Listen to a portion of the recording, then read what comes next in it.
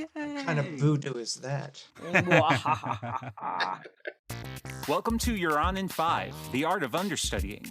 The only podcast to celebrate the work of actors in understudy roles. Understudying demands tons of preparation with minimal rehearsal. Or sometimes none at all. But it can end in triumphant glory. In these conversations, we'll amplify the diverse voices of actors who have understudied. We want to hear about the artist's technique, experience, and journey. As well as whatever's on our mind that day.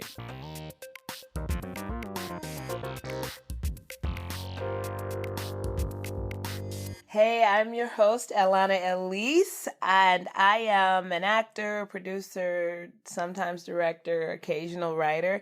You might know me from Nickel and Dimed back in 2013 with Tangle Knot Theater. And I'm Scott Sava. You might know me from $10 House with Pride Films and Plays, in which I played Bob Neal and was very proud to do so. Our guest today is Miss Honey West. You might know her from Vampire Lesbians of Sodom, which ran for a long time, right? The first time I did it ran for about a year and a half. Yeah. That's a dream run. Welcome, honey. We're so glad to have you here. Yes. I'm thrilled to be here. Thanks for having me. Yeah. So we're going to get started like we do every episode by asking you, what was your first understudy gig? The first when I did summer stock in college, I shared roles. Okay. We were dually cast. I, at the time, was Uncle Arvide and also a lead dancer in Guys and Dolls. So that was the first time that I shared a role. I know that's not understudying, but you had to be prepared. But the first actual understudying was for Helena Handbag's The Golden Girls. I understudied for Ed Jones as Rose. I am a Golden Girl. And I had never done it before. I'm dyslexic, so my brain works just a little bit differently. Sometimes in my communication skills, that's why I'm a little bit overly communicative and heady, because I try hard to explain myself. And it scared the hell out of me. And I had decided, that week, I decided I'm going to do anything that scares me. And so I did it, and I did not have to go on. Which was just fine. Just fine.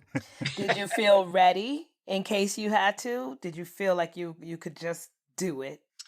You know what? I don't think, even if I have a role, I don't think I ever feel ready. That's I'm like a real scaredy pants. But I had resigned myself that I was as ready as I was going to be. So regardless of whether I went on or not, that was where I was, and that's what was going to happen.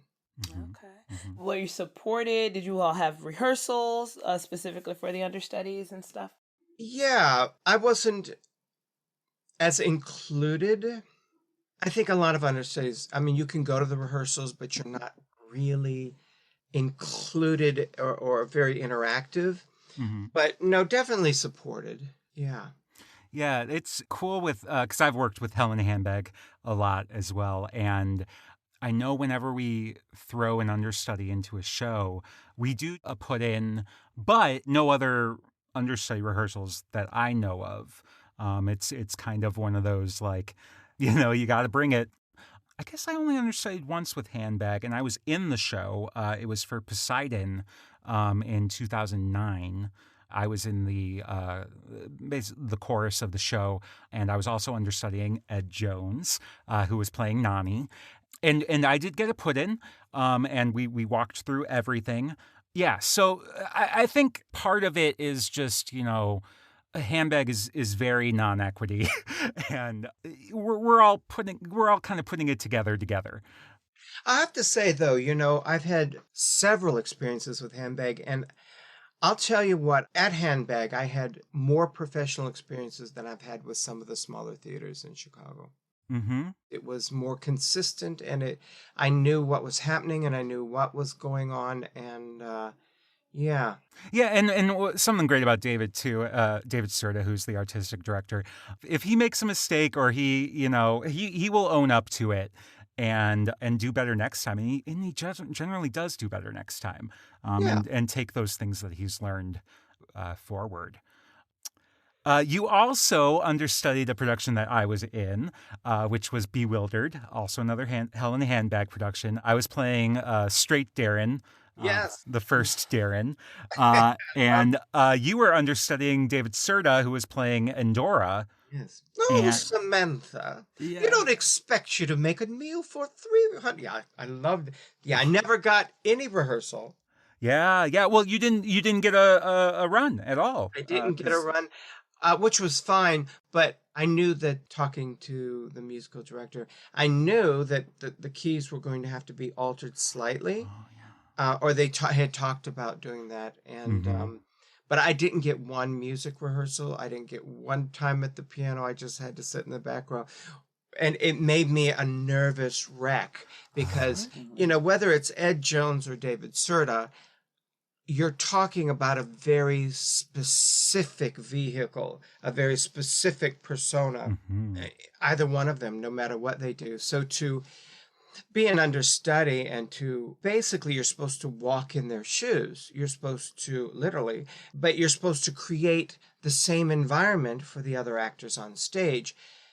It's not always when someone is such a strong character and such a strong presence, it's hard to really bring a strong portrayal of the character yourself without bringing a little more of you in there. So yes, I loved watching Bewildered. It was Yeah. Well, and I just remember you being very focused and very just present in the room. You were very supportive of all of us, which is I very loved it. kind. Yeah. And Well, that's uh, partly I as a dyslexic, I compartmentalize. So I have to focus. Some people in the past have seen me as less social, or maybe I didn't have a good attitude or something, but I have to focus really strong, and I get into that zone. And I was horrendously scared because I probably pretty much knew that David, he never misses shows and stuff. So, but it was a great experience and I learned a lot. But yeah, I was very focused. Did you have, without a music rehearsal or at all, like, did you have a way to learn the songs? I did it at home, like I guess most understudies do. And every actor, you sit at home on your bed with a little keyboard this big and plunk out notes. And I was at the rehearsals, so I had the benefit of learning. I know that the choreography changed daily. That, as a dyslexic, you would learn a whole routine, then maybe later on in the rehearsal, it would all change completely. And so then you would try to remember it, and then the next day you came in and it changed. When it came to the choreography, I was so baffled because as a dyslexic, for instance, my whole life, the word does is spelled DOES, correct? mhm. I always spelled it DOSE. So when I did finally know, and I know I can tell you it's DOES, but a dyslexic mind is so used to making a mistake, you question it. Mhm. So you have that extra step of, is it or isn't it? And you second guess yourself. Sometimes even when you get it right, you change it. And so when you have a full set of choreography or something that changes, and then you've had 2 or 3 days in a rehearsal process when you're trying to soak everything in, and then you're like, wait, is it that one, or that one? And then you switch. Yeah, it's a little bit of a nightmare of experience, but that's my world. Yeah. Well, and I think it's important. I'm glad that you are highlighting that because what would have benefited you would have also benefited someone not dyslexic, right? Like Sure. the attention Yeah. and care to kind of make sure that you felt able to perform. Like the whole point of the job of understudy is to be ready to perform, Ready, yeah. right? And we need, the people who have hired us to do that to make some effort to make sure we're ready to perform. And so long we're taught that it's on us, we got to learn this stuff, we got to learn this stuff. Sure. If I'm doing that work, learning that stuff, and then you're changing it every day, and I still got to try to work to be performance level ready, it doesn't matter if I'm dyslexic. Like I need the attention necessary to make sure I'm performance ready. So I'm really, I appreciate you highlighting that. And I just want to add to that, like the things that you would have needed to ensure your success, any actor would need, especially in a process that's changing like that. This particular show, Bewildered for Handbag, it really was a full-fledged musical with choreography and musical numbers. So it was a big animal. And they've done lots of shows, of course, with lots of music. But this particularly was, I think, a little bit of a bigger, more complex animal. And I think they were consumed with that, which was, understandable. Yeah, and I do remember specifically with that show that when we got into the space, it was just so much smaller than we had planned. And I think that took everybody by surprise. And I think there was actually an issue with the set where it basically meant we had to cut off the front 2 or 3 feet of the stage.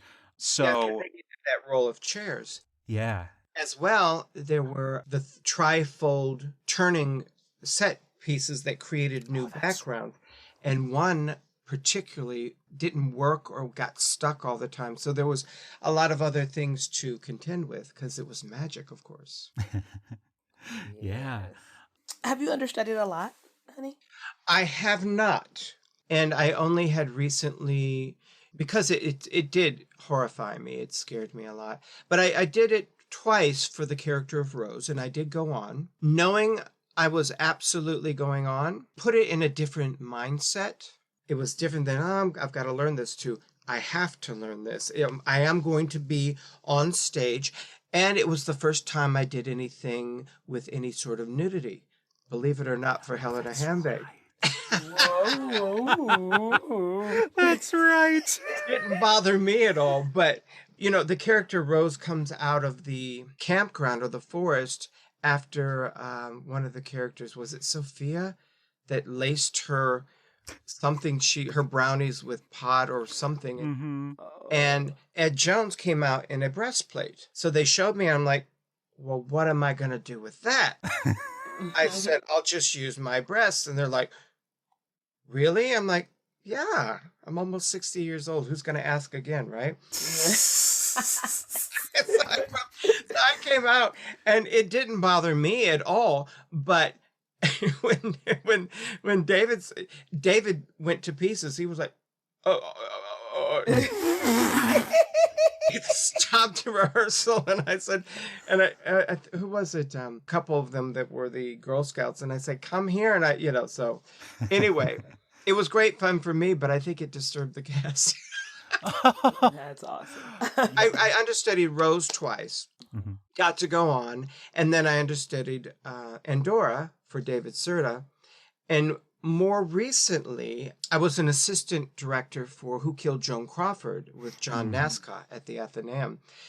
And we had hired an understudy for all the roles. Actually, it was like a swing, which, listen, don't even approach me with the idea of learning more than one role, because not going to happen.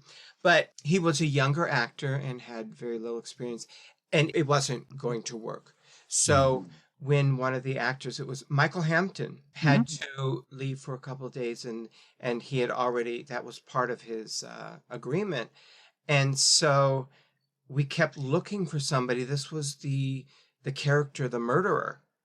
Somebody did kill one of the characters dressed as Joan Crawford, and all the men at the party were dressed as Joan Crawford, different movies. And, Michael Jack Hampton, well, bigger than life, and the choices he makes.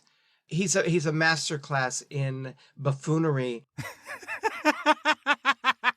I mean, That's such a great compliment. in the most genius way. And so I'm this whole time, cleaning cups and moving stage pieces around. And they're like, we don't have anybody to do this. And John said, would you consider it? I'm like, no. He said, well, you sure? And I'm like, okay, I'll try.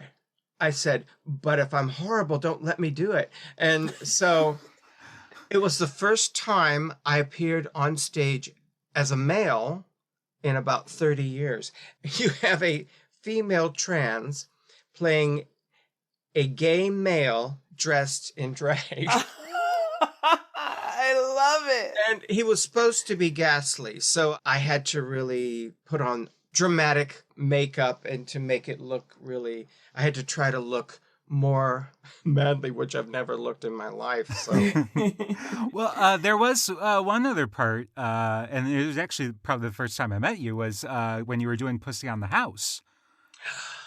And you played a big daddy, right? I played Big Daddy as a lesbian, yeah. Oh, that's right. That's right. But this play is called Pussy on the House, and it's a parody of Cat on a Hot Tin Roof. Mm-hmm. Oh, yeah, I guess she was a lesbian, wasn't Yeah. she? Yeah. Who knows? That show is all crazy. I just thought about it for the longest time, and I think it still is on my resume. I won a BroadwayWorld.com Best Actress Award for the role of Big Daddy, because that's what we called the character. Well, I called her Big Mama, I think. And Big Mama was Big Daddy's wife. So I actually did play Big Daddy as a woman. So. Okay, yeah. So when you're when you're offered roles, because I imagine you probably don't have to audition very often, right? It varies. Sometimes people will call Yeah. and say, would you do this or would you audition? Either way, it's fine. So when you're choosing what roles you're going to do, or more specifically in these understudy situations where you are understudying people who are cis men, how do you kind of navigate that all? Well, if it's a cisgender male, he's usually in drag. True. What I love about Helen Handbag is that they don't do shows with drag queens. They do shows with characters dressed as women. There's a difference. Mm-hmm. Yeah. So when you see Ed Jones or David Serta, they're not playing drag queens. They're playing female characters that are absurd. Mm-hmm. And to me, that's very different. So the last male role I played was in 91 in Chicago. It was my first show, Dirty Dreams of a Clean Cut Kid. Oh. Played vampire lesbian. Right. Of Sodom. And I've played, when I did at the Lakeshore Theater, it was Diva Diaries. So I played an aging, I was less old then, but a more aging drag queen I was a drag queen in that show because Alex played a trans character. But at any rate, the world has changed. Mm-hmm. When I started, fresh out of college, I went on the cruise ship resort circuit doing, Lady America, we love to, review work, 40s shows, the 1950s show, Solid Gold, and dancing and singing, and as a boy. And when I got to Chicago, I remember my friend who is Mexican, and his name's Andy. He drove up on his bike right on Broadway. It was a summer day, and he said, oh, listen, I just got an audition for this little Latin theater company. It's in the suburbs. I took a train and 2 buses to get there, and, well, it doesn't pay anything. Well, it's kind of a walk-on, but it's experience.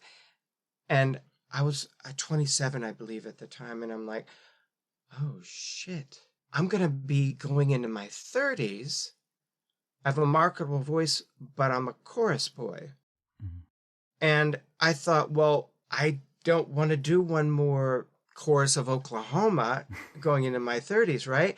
And it occurred to me that I was never going to play Curly in Oklahoma. I was never going to play Lori in Oklahoma. And maybe in some absurd world at the time, I could play Aunt Eller. Oh, sure.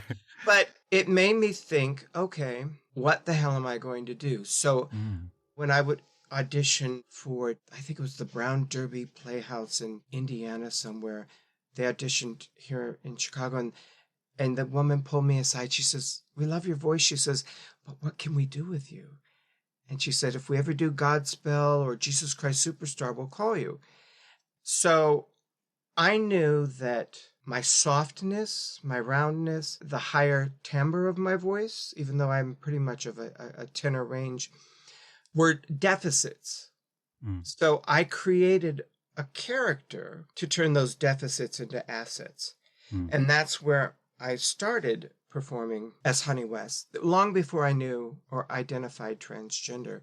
So I'm not sure if transgender found me or if I found transgender, but I learned how to be me through Honey, and I learned who I was through performing. So I know I got off on a tangent. Oh, that was great. A good portion of my life, I was never successful as a boy. I was never boy enough.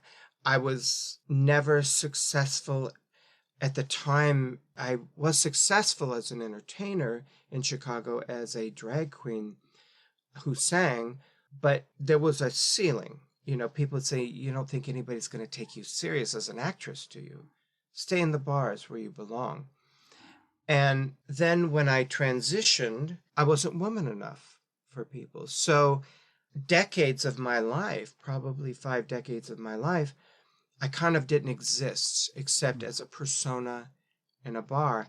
And now all of a sudden, the last few years, I'm doing the same thing, but the rules have changed. And now all of a sudden, I'm being invited to the party. And I'm getting opportunities where there were none. Yeah.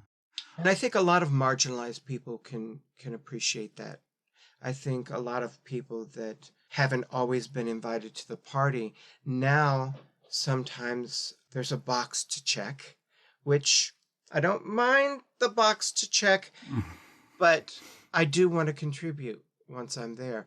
I've come to learn the roles that I'm right for, people call me. When I did Priscilla, Queen of the Desert, I was called, and it made sense. An older trans female who's an entertainer. There was no one immediate here in Chicago that was going to be able to bring what I brought to the role. Doesn't mean it couldn't have been done by 20 other actors, for sure. In a minute, and the show would have been great. But my sensibilities and my experiences are pretty particular. So when I get those calls, when David calls, I auditioned for Pussy on the House, but they were looking for somebody that was specific and different and unique. And to be honest, I don't think he wanted me. I think Matt Gunnels wanted me, but it worked out well. Yeah, definitely. So you, in your up-and-coming years in Chicago, you really kind of carved a spot for yourself. That seems to be paying off in some ways with Priscilla, and you were in Gypsy as Mazeppa. Electra. Oh, Electra. Oh, okay. So getting to do Gypsy, like this is a full production with Porchlight. What was that experience like? Because I imagine there haven't been a lot of trans performers in Gypsy at all. Yeah, well, it was one of the first opportunities that I was actually cast as 2 traditionally cisgender female roles. I was Mrs. Cratchit and I was Electra. And it was an equity show. Diva Diaries was equity the first time I did. Vampire Lesbians ran for a year and a half, was an equity show. Oh, really? And so I had done some equity shows, but this was the first in a long time. And, you know, Porchlight is usually a pretty major production. It was a long show. It was a fantastic show.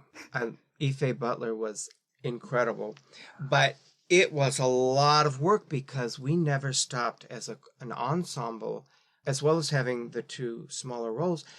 as an ensemble, we constantly were moving a chair or being a neighbor or being a mother, or there was something we were constantly doing. And I don't know if you're familiar with the Ruth Page, but there are 3 big long flights of stairs up and down to the dressing room. So it was a lot of work. A lot of work, but I loved it. I loved it. I don't know if I'd Gypsy is a lot. Gypsy takes a lot of energy to to perform, and it takes a lot of energy to watch. It's long and it's a lot. It's a great show. It's a fantastic show, but yeah. Yeah, that's cool. Now it would be great if I was just Electra and I sat there smoking. I don't smoke, but Right. I had a cup of coffee or watched a movie and then went on for 10 minutes. But I loved Cratchit too. Yeah, that's what I was kind of imagining when I saw that on your resume. I was like, oh, okay, great. She has the one song, and then boom. No, they're gonna make you work. The concept was kind of in the sidelines, was kind of the backstage area, and they had us kind of watching the show, and Yeah. I mean it was a great idea, and It's a lot, though. Fantastic. It was a lot. It was a lot. Yeah. All right. Now it is time for the hustle.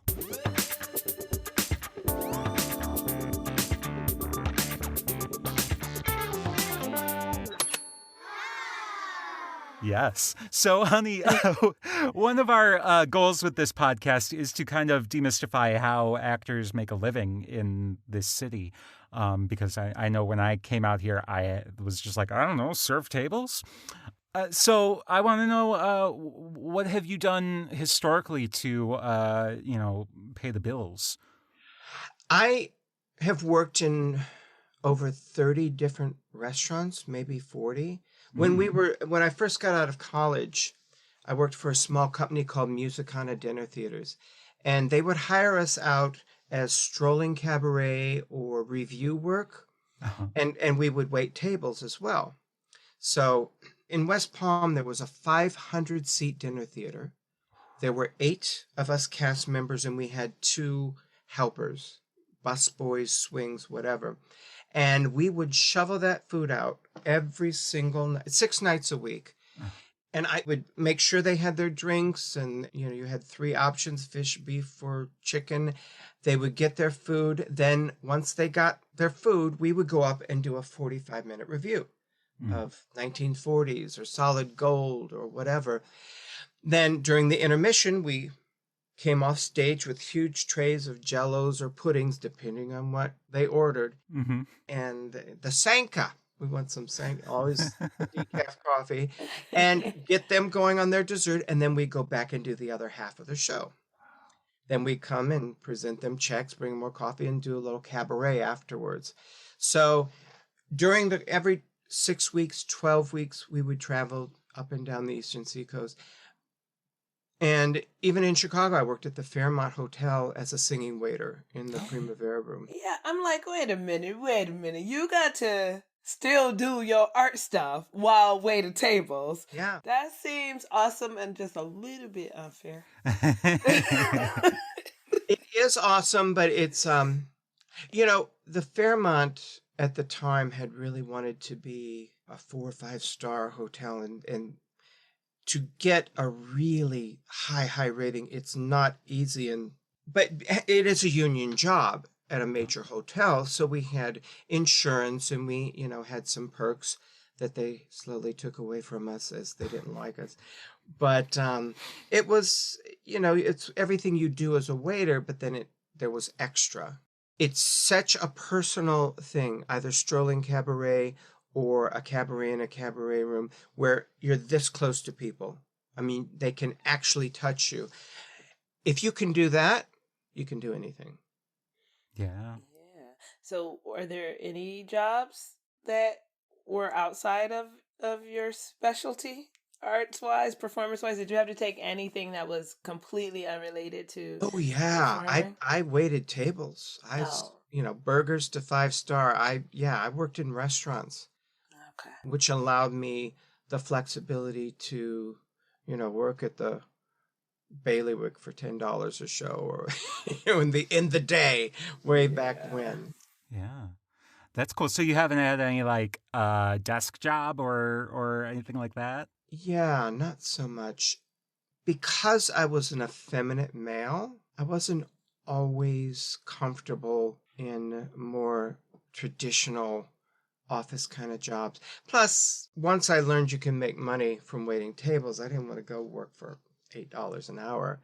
You bring home the bucks. Yeah. Yeah. Oh, that's awesome.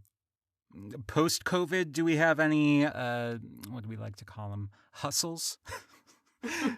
Yeah, well, first of all, this last year has been rough. I mean, for everyone.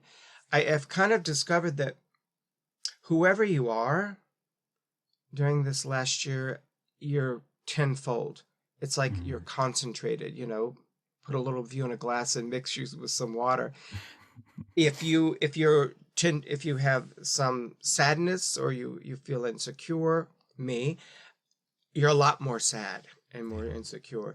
If you're an angry person, I know some angry people that are really angry. Yeah. So whoever you are, I think it kind of intensifies. But I learned that all those times I said, well, I'm too tired or I don't have enough time, I learned that maybe that's not true. Maybe that all had to do more with me. So I had to confront me and the things that I didn't really want to know about myself, But there have been some real productive times. I am writing a show called The Boy in the Tutu.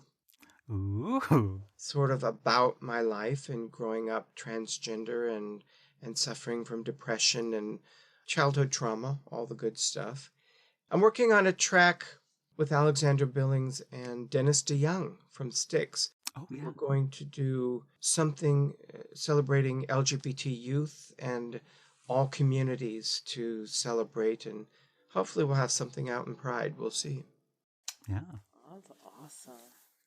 That's I want awesome. to ask this question because you've been able to engage in the arts for what seems like the majority of your life. Do you remember the thing that drew you to it in the first place? The thing that was like, this is something I want to do? I've been doing something for about 4 decades, and I've never not been involved in some form of art. It was my mom will, used to say that I came out of the womb humming. I always was singing, or it's interesting. I was born in 1961. So in that time period, growing up in Indiana, little boys weren't allowed to be free. They weren't allowed to be artistic. So everything that I was kind of muffled. I learned to kind of fade into the background. I buried myself so deep I didn't even identify transgender till I was 41. It took me a long time to really figure it out. So I always envisioned myself on stage, but I never had the confidence to believe it could happen. But I never gave up. I don't know why, because it was not comfortable, and I never enjoyed the process of trying because it was very painful. But I was not encouraged. In fact, I was discouraged from doing anything that wasn't very boy-like. So it's interesting now that the world has changed 5 decades later. I'm a little bit behind in the game sometimes. The kids that are auditioning, they'll audition for anything. They'll go, they have their, I have a book. I can, I did cabaret. I could pull out 100 songs, but the actual mechanics of being a working actor, when you weren't invited to the party and now all of a sudden I am. So it's kind of odd to be trendy. Yeah, after having lived the life you've lived, I can imagine. What did you go to school for? I went for music and theater. Okay. I actually went to IU for musical theater, but they didn't have it at the time. I Mm. guess I never quite did anything quite by the books. So I went to an individualized major because they didn't have musical theater. And I went through arts and sciences. So on paper, I probably look a little bit smarter than I am. And the music department, because IU has an incredibly strong music program, they're like, well, you're not a music major. Oh. And the theater department says, well, you're not really a theater major. Mm. I'm like, oh, so once again, I'm in this crack and I don't exist. Yeah, that's the story of my life. And my book will be Living in a Crack.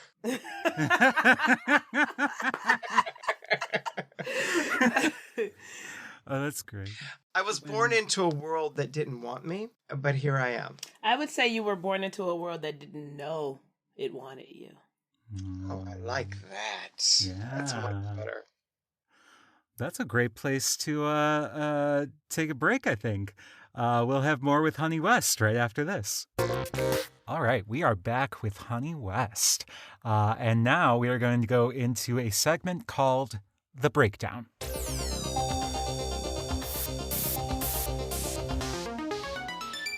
I thought you were going to ask me to beatbox. Isn't that how you... I want you to do the hustle and beatbox at the same time. Now, that's a tall order. But so this week's breakdown question is, what is your idea of success? I remember distinctly thinking, like in junior high and high school and maybe early college days, that to be successful would be to do what I love doing, to be admired for it or respected for it, and actually make a living. And now, 5 decades later, I've learned that as artists, we're storytellers. Period. I mean, whether you're a carpenter, an artist, and you paint something, there's got to be some message, some story to be told. And I want to do that. I want to do that for as long as I can do that. Success isn't always about money. It would be nice to not worry about the next bill coming in, but just to be able to do what I do and to have some respect or admiration for it. Yeah, I concur with that. And I'll say, as actors, we're kind of meant to be humble, which is good. Nothing wrong with that. But, sometimes that can cause us to be too humble and, not understand what exactly we want from our career. And you do kind of have to know if you want that kind of recognition, if you want to be famous. There are some people who just want to be famous. They don't really care about the acting. Well, it's interesting because, I took college courses and there was no Stardom 101 or no. So, True. celebrity is an odd thing because I enjoy some bits of celebrity in my circles. Yeah. You could work your whole life and never have any recognition for what you do. You could shoot somebody in a McDonald's parking lot and be globally famous overnight. So celebrity and recognition, you really have to take it for what it is. To be admired for your work or for your humanitarian qualities or for the things you do in the world that make the world a better place. To be admired for those things means more than just being known globally for, it just puts things in perspective, I think. I've had to, I've acted because I've been able to. I mean, I like it, but, I've continued to do it because I've been able to continue to do it. I was never really like trying to set myself up looking for the big break. Mm-hmm. But what I find interesting is still to this day, for as long as I've been doing it, I still have like some family. Like every time like I maybe share something that's really awesome about my career, then they think like, oh, you're getting closer. No one can tell me exactly to what, right? But like everybody kind of is on that same page together with themselves. Like, oh, this is the next big thing, and and I have like almost always been in a place of like, do I get to keep doing it? Yeah. Do I get to tell stories? Yeah. Am I reaching anybody, individual? Somebody feels connected to something I did on Sure. stage that one time. I'm succeeding. Every time I get to do that, every time I get to tell a story, I'm succeeding. And I don't give them a lot of pushback, right? Because Well, we've everybody's wait. all been taught that making it in show business is a destination, Right.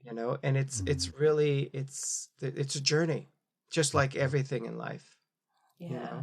And it ebbs and flows so drastically Yeah, it does. anyway, Yeah, it does. that it's like it's really your own survival depends on how you navigate success and Sure. what it means to you Sure. because it can be a lot of stress if you place a destination ahead of yourself and find yourself not reaching it.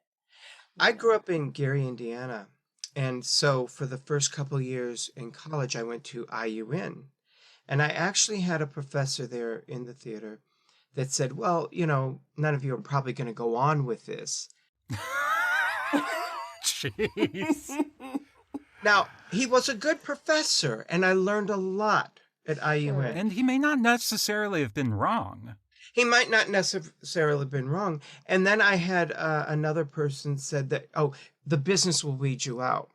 And that always tormented me because I kind of believed that. Doing what I first did out of college, packing my car and going to Indian Harbor Beach, Cocoa Beach, or Titusville, Florida, to rehearse for 2 weeks. Then we get in our car, we drive to Orlando for 6 or 12 weeks to perform at the Music Holiday. Then we pack everything, go in our car and go to West Palm Beach and perform for 6 or 12 weeks, go back to the rehearsal hall or go home for a while. My life was in boxes for probably 7 years plus. And I realized I wanted a couch. I wanted to know where the gas station was. I didn't want to constantly be unpacking and packing. And that was a time when I moved to Chicago because it was convenient. I had friends here.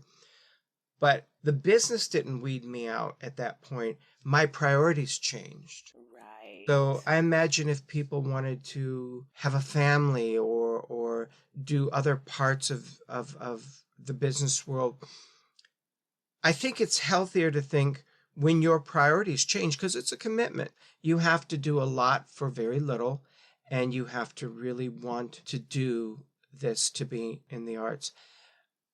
But I never left the arts. I never didn't want to be a part of it, but I did want to settle for a while. What was your dream? Like, what did you hope that would happen with your career? I was such a shy little kid who didn't have any confidence. Even in school, I wouldn't look people in the eye as I walked down the hall. I felt so apologetic for existing because I wasn't supposed to, I was an embarrassment or a stain that people felt embarrassment just by walking into a room. I didn't have to do anything. I didn't have to say anything. I didn't have to swish or anything. Just by walking into a room, I could provoke people and I could see them being uncomfortable. So how I continued pursuing the arts, I didn't understand. And I thought about that for a long time. And then as I started doing more and meeting more people, and I realized, oh, most of the people I know in the arts are just a little broken. Humor comes from pain. I think if you haven't lived or you haven't felt something, it would be hard to pour your heart out on stage. They say violence is the voice of the unheard. I think as artists, we learn to have a voice that we didn't have in the arts. And I think that's what happened. I was silenced. I learned not to feel, I kind of took the edge off the top and the bottom, and I didn't look at people in the face. I wanted to fade away. And the only time I felt, I guess, like I had a voice or I was heard was when I was on stage. I didn't know what else to do because, being an effeminate boy or a not feminine enough woman, I never fit in anywhere. I never had a place to truly be.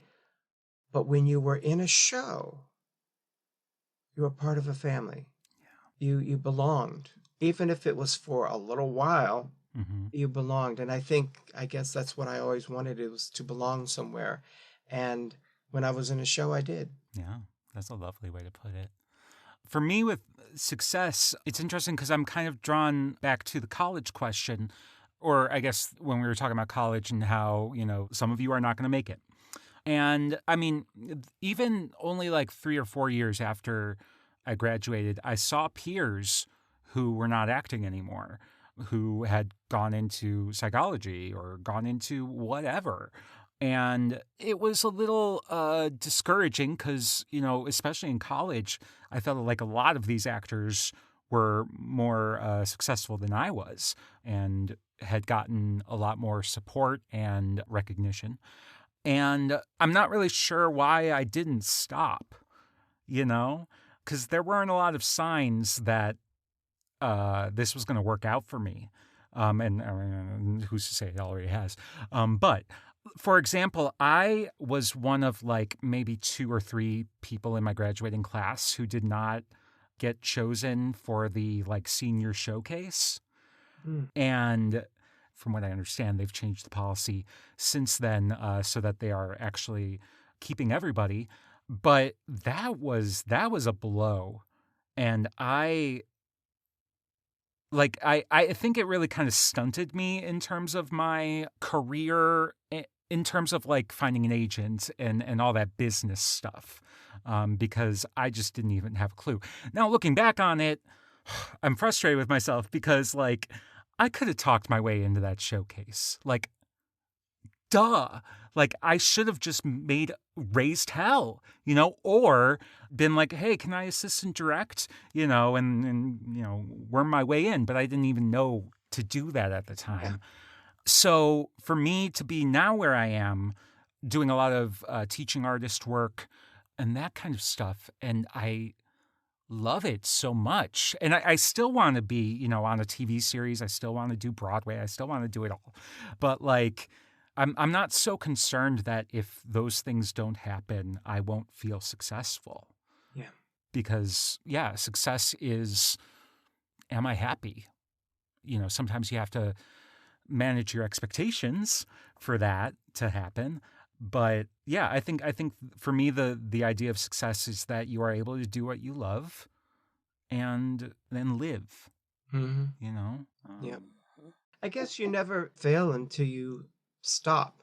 Right. Yeah. Yeah. And even then, it's all, a matter of how you look at it. Right. I do find that interesting because you asked Honey about never stopping and then Curious about yourself never stopping. And there wasn't any reason to stop though, right? Like for everything. So there's that nugget inside, some artists that is just like, this is it. Like, this is what I'm doing, like this is what I have to do. Like there is no me without this, right? Yeah. That's what I think we call it, passion. And so it just, I think it just never occurred. Like it never occurred to either of you to stop. I mean, and I didn't have it never, I was always just going to do it, but I also always have done many things, right? Like many other things. So while I continue to act, like I don't think I ever really saw a point where acting was going to be my main source of income.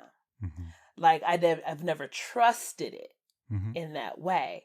But I also was never like, well, I'm not going to act because I can't make a living. Right. Like, I just think I think that the three of us in particular, not to say no one else does that, but I think that that's what it comes down to is like stopping wasn't an option because it wasn't a thing. Like there was no reason to consider necessarily stopping because then if we're already so in it, like we already know the life it gives us, right? The way it pumps it through our veins.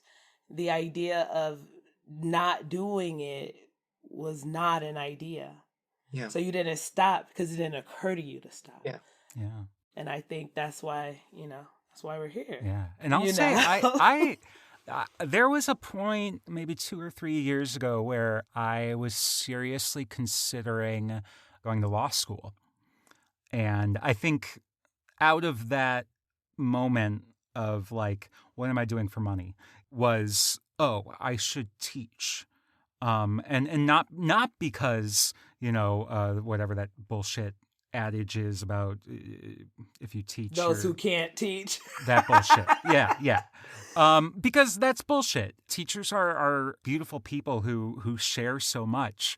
Yeah. And I feel like in the best work that I've done as an actor, it's similar to the work that I do as a teacher. Connecting with people and being present. Especially when I'm teaching, like, or not teaching, but coaching a monologue or directing a monologue or a scene with my students. That stuff is just like, it's so satisfying because I know that I'm using my best self. Like, I'm using all of my strengths to be present, connect, and help others.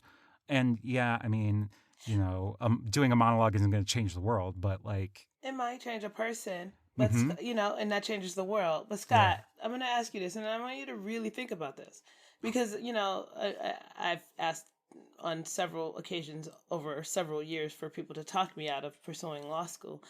But when you were thinking about going to law school, did you actively think, I'm going to stop acting and go to law school? Oh. Like, did you specifically think, I'm going to stop acting? No. That's a good point. Well, actually, I think I was inspired by some of the actors I know. David Lipschutz, he works a lot with Handbag, and he's a lawyer, like, full time, and he still does everything with Handbag. And so I was kind of inspired by that, and some other friends who had gone into like copyright law or something in the entertainment industry. Mm-hmm. So yeah, and the idea was make enough money that I can act comfortably. Uh-huh. Yeah, fair enough. You got me, Elana. Yeah. Cool. Well, that's success. Is it time for props now? It is time for props. Ooh. At this time, we want to give props out to, if we've seen some exceptional understudying being done by an exceptional actor, or a assistant director, or stage manager, somebody who wouldn't normally get the props. We want to highlight them here. So, honey, do you have somebody's? Well, nobody I really knew, but when Victor Victoria was touring and it came through Chicago, their grand opening, I was hired to perform for the after party. And so I got to see the show. Well, the character that did Chicago, Illinois, and was in the cage, she was an understudy that night. And I was so amazed by this woman performing that she could put her leg right up here. She could sing her face off. She could dance. And I don't know what the original person would have been like, but I couldn't believe that this person was doing everything she was doing. I never quite got over that. I was in New York once as a kid. I was staying with some friends in Poughkeepsie, and a long time ago, the last train back to Poughkeepsie was like 9 o'clock, 10 o'clock. So I would run down on the train and I would see matinees. And I remember seeing the revival at the time of Ain't Misbehavin' with Nell Carter, right? I was so excited, right? Got to a matinee. Well, Nell Carter was not performing the matinee. This woman looked so much like her and actually sounded enough like her. I mean, nobody sounded exactly like Nell Carter. I knew it wasn't Nell Carter, but this woman was so good. And I think you really have to be, if you're understudying a star, you have to be good enough to make them forget a little bit. Yeah. Yeah, but they found somebody that looked so much like Nell Carter. I was very disappointed, but it was a great show. Yeah. Okay. I have some I actually have a ton of props for this episode. Okay. You might want to spread them out. Well, sure. Yeah. Well, no, they're all related to this. First off, my understudy for Bewildered was Chase Waiton Worley, and he's a fantastic guy. He totally would have been ready to go on if I had missed a show. There's a lot of people. I think pretty much everybody that I've mentioned in props as a awesome understudy. Like each one of those people has like gotten me to a point where I could actually understudy correctly because I'd seen it done, and B, that I would want to produce a podcast about it. Chase is one of those people, as well as Michaela Ray Sullivan. She was understudying Samantha, and I just remember her like she was in back doing the entire show along with us. Yeah. Like she would have been so ready. Props to her. Another props to Philip Dawkins because he did the speech and the touch tour for Bewildered when we had folks who were visually disabled. He didn't have anything to do with the show. I mean, I would assume David hired him for this, but he came in, he talked to all of them, he walked them through everything. He asked them if they had any questions. And that taught me how to do that. And so when we had that when we had that show for Here Lies Henry, and I'm sure we've talked about it on the podcast already, but like I knew that I had to have like a whole list ready for them of like everything that they should know about the show. So I was really inspired by Philip on that one. And then, okay, one other one, props. Okay, because, honey, like, okay, so I knew you back from Pussy on the House, but I'm not sure I knew, like, who you were, like, cabaret star and everything. And then a few years later, I think it was 2015, it was actually a week after my mom had died. There was this benefit that Pride Films and Plays was doing, the Simply Sensational benefit, that were you both hosting it, or was it just Alexandra who was? It was Alexandra, and I was just a guest of hers. Okay. Well, I was so like blown away by you guys. Alexandra Billings, in particular, did that cover of what was it from Cabaret? Oh, Creep, and then she started the Creep cover with I Don't Care Much. So she started that with I Don't Care Much and went into Creep. And Cabaret is my number one musical of all time. Radiohead is my number one band of all time. I was just like, what? This is great. And I didn't even know who Alexandra was at the time either. And I was just like, wow, she's a star. And you guys were both just so kind and about everything. Because I was also in that benefit. Like I did a scene from $10 House. And that's just a lovely memory for me. Especially considering it was like kind of the first thing I did socially after my mom died, that it was just a very wonderful, warm room to be in. Yeah. Do you have any props for this week, Elana? I have one prop. Good. For, I don't know, she went to London. I don't know if she ever came back yet, but a stage manager named Jessica Farella.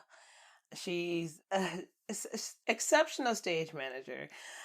You feel very well taken care of. You have everything you need. She's one of the best, like, note takers of direction that I've ever worked with. Mm-hmm. Bonuses include her, going anywhere and be like, anybody need anything? And me just saying cookies because I think I'm funny. And then, her coming back with cookies. And like, one time she brought me, I said, I don't know if I specifically asked her for a watermelon because that would be silly, but somehow it was in her head that I needed a watermelon. And to this day, the watermelon that my stage manager, Jessica Farella, brought me was the best watermelon I have ever had. Like store-bought. And I have like, this been years, y'all.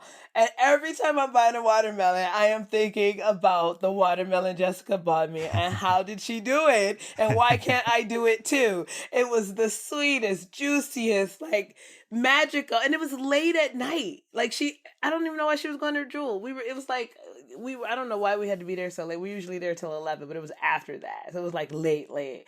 And anyway, so she brought me cookies and delicious watermelon, but also she's a really great stage manager. Do you know how to thump a watermelon? I do, but I don't know what I'm supposed to be listening for. It's basically, and I'm 90% good at it. My parents both grew up on farms in Missouri, and if you do it as thump, thump, the idea is the denser and more full of water it is, the deeper the thud. If it sounds hollow, it's not going to be as ripe or sweet. So the dum, bum, bum, the more thud it has, ideally, the more juicy it is, the more water content, and the more the sweetness. Also, that yellow bottom. Yes. That means it's been sitting in the field, and that's a good thing. Yes. Means it's a little riper. So look for the yellow bottom and a thud. The thud. So I have been nailing the yellow bottom, but I was not. I knew I was supposed to be listening for something, but I didn't know which one. I didn't know. I could never remember if the deeper sound meant underripe or whichever. You want to look for the densest sound. Okay. All right. Not hollow sounding. Got it. I can't wait. Thank you. I love the random things we learn on this podcast. Yes. Awesome. Honey, what's new? Do you have anything coming up or that you've been working on? Those are the two major things I'm doing. And, of all the theater that got paused a year ago, it would be lovely if some of it came back. Yeah. We were just getting ready to tech Priscilla at the Mercury, the second version I did. And it was going to be such an incredible show, such incredible people. And I wanted to see Grey Gardens. There were so many shows I wanted to see. I don't know if it's like Pompeii, but, have you ever gone into one of the preserved ghost towns where you see the little drugstore you walk in and all of the old items are still on the shelf in the old tin cans, and it's like it just seemed like the world stopped. Yeah. And it's going to be weird to go back into the world again. It's going to be weird to do what we do after being paused. We never get to pause, especially in a city. We're always moving and moving and moving.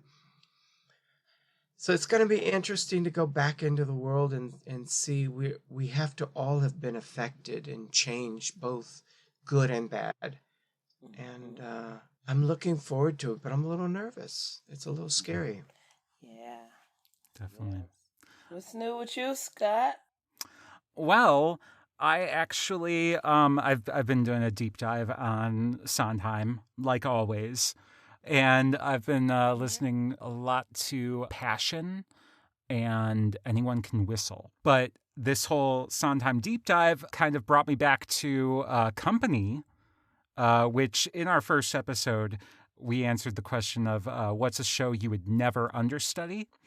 And this is an official retraction. I said I would not understudy Company, and I take that back.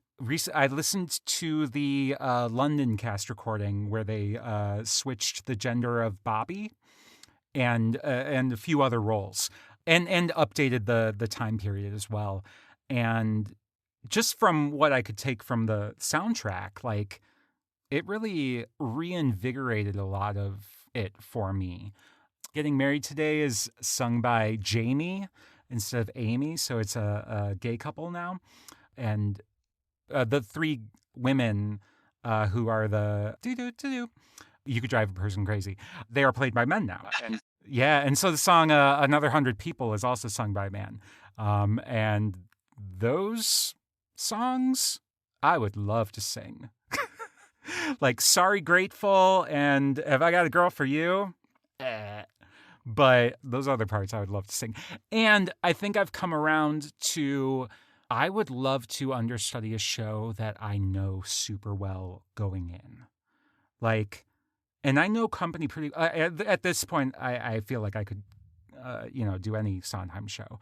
So yeah, I've done a 180 on that opinion. And I would just like to say that, speaking only for myself, but I would think Elana might concur, I don't want to be held to anything I say on this podcast. Because, opinions change and we get new information. And I'd like to consider myself somebody that can change their opinion with new information. Everyone can change their opinion at any time. Mm-hmm. Yes. Mm-hmm. I agree. A journey, not a destination. That's right. Keep evolving. We're growing and we're living. That's what I was just gonna say. We're evolving, and new information expedites that evolution. Mm-hmm. Also, if anybody was paying so close attention to be like, yeah, but you said never company. I mean, I'm grateful that they're listening that closely. I'm also a little curious about them. We'd be so grateful. Right. Like, it'd be thank a great you for problem paying to have. that much attention to our words, but also lighten up. Thanks. Yeah. Okay, so I'm sure I've mentioned I'm not changing my mind, Okay. but I'm doing something different with my jigsaw puzzle, okay? Because I'm working on this jigsaw puzzle, honey, that is really beautiful if all the pieces are there. And I've been working on it since like July. It's 1,000 piece, which is fine. Like, I was in no rush, It's a nice little thing. I got it set up so I can like hide it if I'm gonna have company, which I'm not having, so I don't have to hide it, right? So, but I reached a point where a section didn't fit as it was supposed to. Like, with the pieces in the correct places for that section, it didn't fit where it was supposed to in the bigger part. The other side of the puzzle has letters and numbers, which I've always known, but I was never going to use because I know how to do a jigsaw puzzle. But that one made me so mad that I was like, I am turning it over and I am putting it together by the numbers. And this way I'm going to hurry. So by the time this airs, I better have either finished it and know I have pieces missing and be sad and upset with life or whatever. I needed to get it done now because I already had a little fear of there not being all the pieces just because that's what you're doing if you're putting together 1,000-piece puzzle. But after that mishap, I'm like, this whole thing could be a waste of so many months of my life. And so I had to turn it, and I keep turning it over to check that I'm, because there's some pieces can fit where they should not be. So that's happened a few times. I can turn it over and then I can fix that. But I am cheating on the jigsaw puzzle and I am doing it by the numbers and I am not embarrassed. If a puzzle doesn't get completed and no one's there to see it, does it not get completed? Yeah. That's a good point. The only problem is that I'm intending to frame it and make it and put it over my couch, right? Like, so the centerpiece of my living space. That's how beautiful it is to me. So that it'll be like a greater, and that's what I've been talking about this whole year. Like, hey, finish this puzzle and put it on my wall. It's going to be so great. And it might not be. Put a decorative flower on it or something. Done. Yeah, Elana, I just want to ask, did you look for prints of this, like... No, because it's not like, there's no like artist's name or whatever. But also, the point wasn't just to have the image in and of itself. I wanted to do the jigsaw puzzle. Like, sure. It's not a thing. Yeah. And when I first got it, I actually wasn't thinking of putting it on the wall initially. But then, once I was thinking about it longer, I'm like, oh, that would be great because there's nothing in that space. And I really haven't completed a full jigsaw puzzle, in these later adult Well, it's years. lucky you had a year off to do it. Exactly. Yeah. If it doesn't work out, I'll just find some other art or some other idea to put up there. But, this puzzle, it was all this thing. Just tell people that the art of it is that it's incomplete and it's on a journey, like we're all on a journey. I could do that. I could tell people that. I could also hang it up in my hallway and just be like, it didn't have all the pieces. So you bought it new, right? You didn't like buy it used, right? Correct. But it came from China that was posing as a Black-owned company, and there was all this trickery. And then the box was crushed. It took 2 months to arrive. Like it was a lot to, ultimately make me suspicious. But All I can say is that there is a special place in hell for people who make puzzles incomplete. Sell them. That's wrong. Yes, well, and they were posing as a Black-owned company based in Detroit, which is my hometown. Yeah. So there's a special place in hell for them, even if all the pieces are there. But I think they're not all there. I'm so scared, y'all. You never know. You never know until they're all there, or until you got the full picture. Yeah. So. Yeah, I know. I think it's like the McDonald's game or the Monopoly games or the Jewel Monopoly. I just have this feeling that Iowa is the only place you can get these 2 pieces, and Washington you can get the. I just feel like I would never be, and I can't. It makes me crazy. That sounds like the most nauseating road trip of just going around to McDonald's all around the country. Sure you get 'em all. That's funny. And you come home with all the same pieces. Oh God, a nightmare! I've got 4 Baltic Avenues from 4 different states. I mean, that would make me want to find Ronald McDonald and slap him, physically hurt him. Yeah, that would be awful. Laugh at me, bam! Gosh. That's terrible. Here's your Baltic Avenue. Yeah. Oh, boy. Honey, anything else going on that you want to talk about? No, I've just threatened to slap a clown, so... You did. I feel like that's an excellent way to go out. Like. Yes. Yeah. Honey, we've been kind of ending our show with a question. What is like a piece of advice that you have learned over your career that you would share with somebody who is just coming up? Tell the truth and tell the story. Oh, that's all we need. That was beautiful. That is. That's... Anything other than that, if the show wins, you win. Yeah. It can't be about you. It's about the story, and it's got to be honest. Amen. Thank you so much, Awesome. honey. Bye. Thank you. Oh, I've learned one thing. Look how big my hands are. Look, I'm in a wave back here.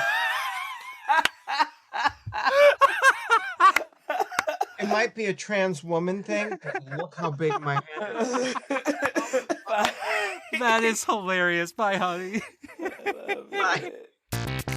We hope you enjoyed our conversation today with Honey West and that it gives deeper insight into the art of understudying. You can send us a question or give us a suggestion of somebody we should interview to understudypodcast@gmail.com. Or hit us up at UnderstudyPod on Facebook, Twitter, and Instagram. We want to thank all of our Patreon subscribers, especially Andrew Sava, Rebecca Lawson, Marcella Huff, and Stanley Sava. If you want to support the show, head over to our Patreon at patreon.com/understudypod. Our theme song and all other music are by Laura McKenzie.